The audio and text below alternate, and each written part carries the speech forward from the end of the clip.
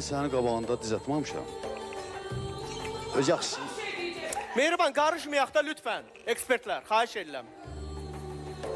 Bir adam danışanda ayrılırıqsa hörmətlə ayrılaq. Ayrıldıqda xoş getdin. Məncə Nəyə dayanmışsın? Xoş getdin sözü yaxşı deyil də. Bəs Heç mən olmasa dedim ki, xoş 28 gəlmisən. illik ömrə, heç O olmasa ömür olmuyor, Zaur Bey. olmasa da, onsuz da ayrılırsınız da. Yere çıkmışsınız ki. Yəni mən də heç olmasa yenə də bir deyirəm, sivil ayrılaq da. Yenə də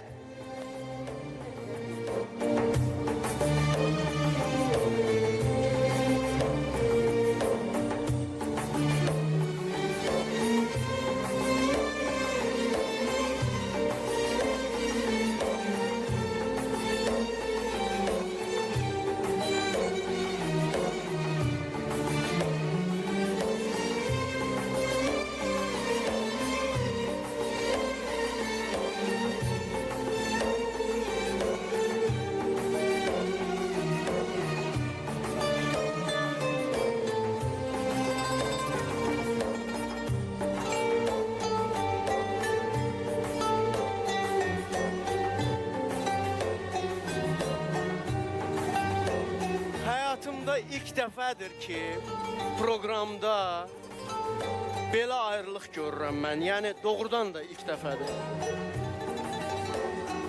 Bəlkə onun müalicəyə ehtiyacı var. Bəlkə onun nəyəsə...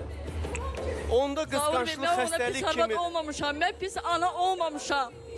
Hamı bilir, sadəcə bilmirəm nəyə görə zəng edib mənim müdafiə eləyən yoxdur. Eləməsinə lazımdır. Eybi yox, səni Allah müdafiə eləsin. Narahat olma.